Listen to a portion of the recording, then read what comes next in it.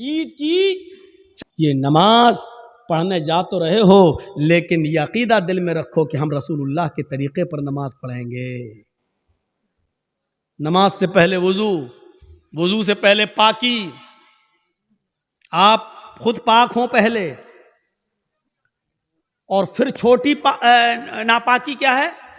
وضو بنا کر چھوٹی ناپاکی کو دور کر دو.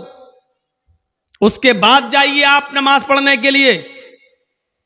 اور یہ عبادت کیسے کریں گے؟ جب آپ وضو بنا کر گھر سے مسجد کی طرف نکلیں گے تو اللہ تعالی ہر ایک قدم پر تمہیں ایک نیکی دے گا. ہر قدم پر ایک نیکی اور ایک گناہ معاف بھی ہوگا. جیسے ایک قدم بڑھایا ایک نیکی ملی اور ایک گناہ معاف. دوسرا قدم بڑھایا ایک نیکی ملی اور ایک گناہ معاف. تیسرا قدم بڑھایا ایک نیکی ملی اور پھر ایک گناہ معاف. چوتھا قدم بڑھایا ایک نیکی ملی اور ایک گناہ معاف. حضرت زید ابن ثابت رضی اللہ تعالیٰ عنہ جب گھر سے مسجد کی طرف نماز پڑھنے جاتے تھے, ان کا گھر مسجد کے قریب تھا لیکن پھر بھی وہ چھوٹے چھوٹے قدم رکھتے تھے. لوگوں نے پوچھا اتنے نزدیک مسجد ہے اور تم جلدی نہیں آتے ہو, چھوٹے چھوٹے قدم رکھتے ہو؟ تو انہوں نے یہی حدیث پڑھ کے سنائی تھی کہ اللہ کے نبی نے فرمایا تم میں سے جب کوئی شخص مسجد میں نماز کے لیے جاتا ہے تو اس کے ہر ایک قدم پر ایک نیکی ملتی اور ایک گناہ معاف ہو جاتا ہے. میں اس لیے چھوٹے چھوٹے قدم رکھتا ہوں تاکہ میرے قدم کی گنتی زیادہ ہو جائے, مجھے نیکیاں زیادہ مل جائیں اور میرے گناہ زیادہ سے زیادہ مٹ جائیں. تو میرے پیارے ساتھیو, یہ آپ کو تبھی ملے گا جب آپ گھر سے وضو بنائیں گے, اور وضو بنانے کے بعد جب گھر سے نکلیں گے تو حالت وضو کا ثواب اور وضو میں نماز کے لیے جو قدم اٹھیں گے یہ باوضو ہو کر جب اٹھیں گے تو اس پر اور زیادہ ثواب.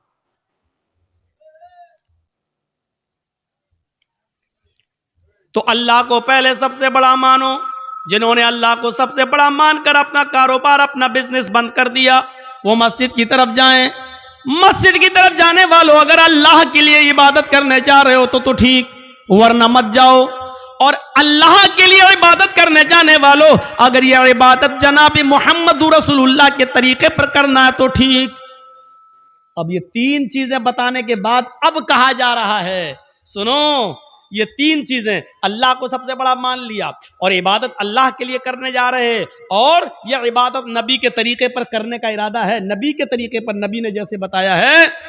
شاباش بیٹا, لے لو ہم بیٹھ گئے. لو یہ لڑکا آگے چل کے کیا بنے گا بتائیے تو. ارے کچھ نہیں, اس کے گھر والوں نے بھیجا فوٹو لے کے آؤ. اتنا ہم آپ جس اسکول میں پڑھ رہے ہیں نا اس کا میں ہیڈ ماسٹر رہ چکا ہوں. یہ بچہ کیا جانے بیچارہ فوٹو لے کے, اس کو کس نے بھیجا ہم لوگ سب سمجھ رہے ہیں. چلو تو ہو گیا بیٹا, ویڈیو بنا رہے ہو کیا؟ یہ سب بن رہی ہیں. ارے آج کل کے بچے, ابھی شادی کر دو تو 2 بچوں کا باپ بن جائے گا وہ. یہ آج کل کی اولاد ہے بھیا, آج کل کی اولاد. تو میرے بھائیو سنو, 3 چیزیں بتائی گئی. اس کے بعد پہلے اللہ کو سب سے بڑا مانو. دوسرا, جب اللہ کو بڑا مان لیا تو عبادت اللہ کے لیے کرو, اور عبادت جب اللہ کے لیے کرنے کا پورا عزم ہو گیا تو یہ عبادت رسول اللہ کے طریقے پر کرو, نبی کے طریقے پر, رسول کے طریقے پر. کچھ نہیں چلے گا تیرا. نبی نے 1 رکعت میں 1 رکوع کیا, 1 ہی کرنا ہے. نبی نے 1 رکعت میں 2 سجدے کیے, 2 ہی کرنا ہے. نبی نے ظہر میں 4 پڑھی, اگر تو 6 پڑھے گا تو گناہ گار ہوگا. نبی نے مغرب میں 3 پڑھی, اگر تو 4 پڑھے گا تو گناہ گار ہوگا. نبی نے فجر میں 2 پڑھی, اگر تو 3 یا 4 پڑھے گا تو گناہ گار ہوگا. نماز اتنی ہی پڑھنا ہے جتنی جناب محمد رسول اللہ نے بتائی ہے. تو میرے بھائیوں, اگر یہ طریقہ نبی کا مانتے ہو تو اب یہ 3 چیزیں جب تم نے مان لی تب کہا جا رہا ہے حی علی الصلاۃ, اب آؤ نماز کے لیے. دیکھا نماز کے لیے کب بلایا جا رہا ہے؟ پہلے یہ 3 باتیں جب بتا دی گئیں اور آپ کے دماغ میں ڈال دی گئیں. ایمانداری کے ساتھ بتائیے, اذان کا یہ فلسفہ اور یہ مقصد آج سے پہلے آپ نے کس سے سنا تھا؟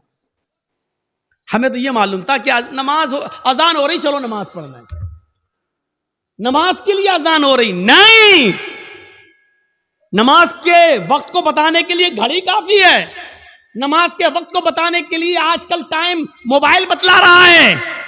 نماز کا وقت بتانے کے لیے اذان نہیں ہے، اذان اللہ کو سب سے بڑا بتانے کے لیے اور عبادت اللہ کی بتانے کے لیے اور طریقہ جناب محمد رسول اللہ کا بتانے کے لیے یہ اذان دی جا رہی ہے۔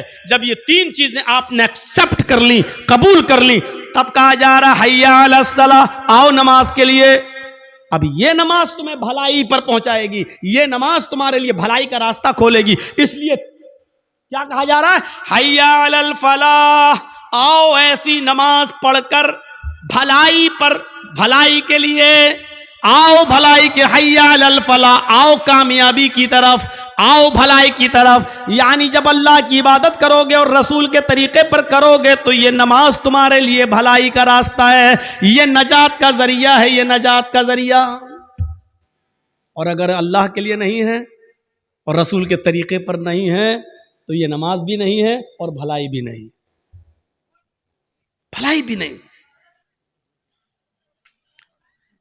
اس کے بعد پھر لاسٹ میں پھر کہا جا رہا ہے آئے لوگوں ایک بار پھر سن لو، اب تک اگر اپنے گھروں میں بیٹھے ہوئے ہو تو ایک بار پھر سن لو، اللہ اکبر، اللہ اکبر، اللہ سب سے بڑا ہے، سب سے بڑا ہے، لا الہ الا اللہ، اس کے علاوہ کوئی عبادت کے لائق نہیں۔ آخر میں یہ جملہ کہہ کر پھر دماغ میں بھر دیا کہ پھر سوچ لو، اب بھی گھر میں رہنا ہے، اب بھی دکان پہ بیٹھنا ہے، اب بھی بزنس کرنا ہے، اب بھی سروس کرنا ہے، اب بھی آفس میں رہنا ہے۔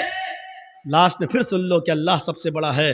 اگر آفس کا مالک نکال دے گا نکال دے، کیونکہ روزی وہ نہیں دیتا، روزی دینے والا اللہ ہے۔ اچھا ٹھیک ہے، آفس میں بیٹھے ہو، اس سے روزی روٹی چل رہی ہے، پرائیویٹ جاب ہے، اچانک آگ لگ گئی، آپ کے دونوں ہاتھ جل گئے، اب کیا کرو گے بتائیے آپ؟ اب کیا کرو گے؟ اچانک بلڈنگ ٹوٹ گئی، گر گئی، دیوار گر گئی، یہاں پھسل گئے، ہمارے دونوں پیر ٹوٹ گئے، اب کیا کرو گے؟ آپ تو آفس کو سب سے بڑا سمجھے تھے نا، اسی لیے تو نماز پڑھنے نہیں آئے تھے، اب کیا کرو گے؟ صحتک قبل مرضک، اپنی تندرستی کو، اپنی جوانی کو، اپنی بیماری سے پہلے غنیمت جان لے اور اللہ کی عبادت کر لے۔ تصور کرو، اذان کا مقصد یہ ہے، اس لیے ہوتی ہے یہ اذان، اس لیے دی جاتی ہے یہ اذان، تاکہ اللہ کا سب سے بڑا ہونے کا تصور ہمارے دماغ میں رہے اور اللہ کی عبادت کرنے کا تصور ہمارے دماغ میں رہے، اور عبادت جناب محمد رسول اللہ صلی اللہ علیہ وسلم کے طریقے پر کرنے کا تصور ہمارے دماغ میں رہے۔ دنیا میں بہت سے نبی آئے، سنیے، اور ہر نبی پر نماز فرض تھی، ہر نبی پر نماز فرض تھی۔ حضرت ابراہیم علیہ السلام یہ کہا کرتے تھے، ان صلاتی و نسکی و محیای و مماتی للہ رب العالمین، میری نماز، میری قربانی، میری زندگی اور میری موت اللہ کے لیے ہے۔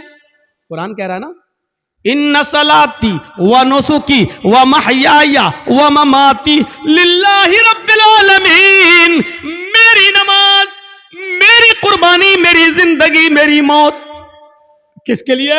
اللہ کے لیے۔ اس کا مطلب یہ ہے کہ ابراہیم علیہ السلام پر بھی نماز فرض تھی۔ جب اپنی بیوی ہاجرہ کو اور اپنے بچے چھوٹے اسماعیل کو جب چھوڑ دیا تھا بیابان جنگل میں، اور جب چلے گئے بہت دور، بیوی اور بچے کی آنکھوں سے اوجل ہو گئے، تو ابراہیم علیہ السلام نے جو دعا کی تھی وہ دعا کو دیکھو قرآن ریکارڈ کرتا ہے، ربی انی اسکنت من ذریتی بواد غیر ذی زرع عند بیتک المحرم لیقیموا الصلاۃ، الہ العالمین، او اللہ رب العالمین، ہم نے اپنی بیوی کو، ہم نے اپنے بچے کو ایک بیابان جنگل میں تیرے حوالے چھوڑ دیا ہے، اس جنگل میں کوئی نہیں ہے، انسانی آبادی نہیں ہے، اس جنگل میں کوئی رہتا نہیں ہے، کوئی بندہ نہیں ہے، بوادن غیر ذی زرع، بے آب و گیاوا دیے، وہاں درخت بھی پیدا نہیں ہوتے، وہاں بیابان جنگلی جنگل ہے، وہاں سے کوئی قافلہ بھی نہیں آتا ہے، تھوڑے بہت درخت جو دکھ رہے ہیں ان پر پرندوں کے گھونسلے بھی نہیں ہیں، ایک چڑیا کا بھی پتہ نہیں ہے۔ ایسی بیابان جنگل میں جو غیر آباد ہے، غیر ذی زرع ہے، اس جنگل میں ہم نے اپنے بیوی بچوں کو چھوڑ دیا ہے۔ عند بیتک المحرم، تیرے قابل احترام گھر کے پاس، جہاں تیرا گھر تعمیر ہوگا، جہاں ہمیں تیرا گھر بنانا ہے، جہاں خانہ کعبہ کو بنانا ہے، جہاں قبلہ بننا ہے، جہاں قبلے کی تعمیر ہونا ہے، تیرا گھر بننا ہے، ایسے گھر کے پاس ہم نے اپنے بیوی بچے کو چھوڑ دیا ہے، لیقیموا الصلاۃ، تاکہ اس سے پھیلنے والی ذریت میرے بیوی بچے لیقیموا الصلاۃ، نماز قائم کر سکیں، نماز ادا کر سکیں، نماز پڑھ سکیں۔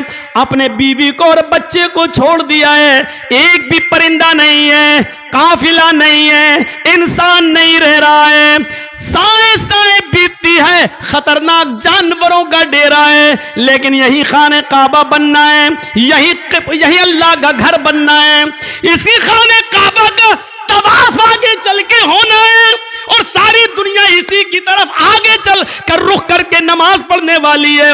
ہمیں اسی جگہ پر اپنے بیوی بچوں کو چھوڑ دیا ہے، تاکہ میری بیوی سے، میرے بچوں سے جو نسل پھیلے، جو تعداد بڑھے، جو سنکھیا بڑھے، جو آبادی بڑھے، لیقیموا الصلاۃ، وہ تیری لیے نماز پڑھ سکیں، وہ نماز قائم کریں، وہ نماز پڑھنے والے ہوں۔ ابراہیم علیہ السلام یہ دعا کر رہے ہیں، ہم نے اپنے بیوی اور بچوں کو ایسی جگہ چھوڑا ہے جو بالکل بیابان ہے، لیکن ہم نے وہاں اس لیے چھوڑا ہے، وہاں تیرا گھر ہے، اس لیے چھوڑا تاکہ وہ نماز ادا کریں، نماز پڑھیں۔ قرآن کی اس آیت سے ہمیں پتہ چلنا چاہیے کہ نماز کی اہمیت کیا ہے۔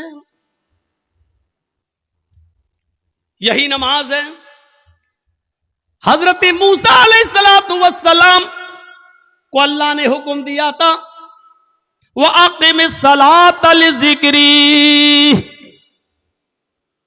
آئے موسیٰ تم میری یاد کے لیے، مجھے یاد کرنے کے لیے نماز قائم کرو۔ پتا چلا کہ یہ نماز موسیٰ علیہ السلام پر بھی فرض تھی، ابراہیم پر بھی فرض تھی، نوح علیہ السلام پر بھی فرض تھی۔ یہ نماز لقمان علیہ السلام پر بھی فرض تھی، اور لقمان علیہ السلام تو اپنے بیٹے سے کہہ رہے ہیں، قرآن کہتا ہے یا بنی اقم الصلاۃ، اے میرے بیٹے نماز قائم کر۔ یہ نماز لقمان اور اس کے بیٹے پر بھی فرض تھی۔ رہا نبی اکرم کا مسئلہ، تو اللہ کے نبی کا مسئلہ تو میں نے ابھی بیان کر دیا۔ اما عائشہ کہتی ہیں اذان کی آواز سن کر مجھے ہٹا دیتے، مجھ سے دور ہو جاتے، ایسا لگتا جیسے مجھے جانتے ہی نہیں ہیں، ایسا لگتا جیسے مجھے پہچانتے ہی نہیں ہیں، کبھی ہمیں دیکھا ہی نہیں ہے، ایسا محسوس ہوتا ہے جیسے یہ ہمیں پہچان ہی نہیں رہے ہیں۔ یہ نماز کا حال جس کو آج ہم نے بہت ہلکے میں لے لیا ہے، مرضی آئی پڑھو۔ اگر نماز کے بارے میں صحیح جانکاری مل جائے تو اس سے آپ اندازہ لگا سکتے ہیں کہ بے نمازی کی معاشرے میں کیا حیثیت ہے۔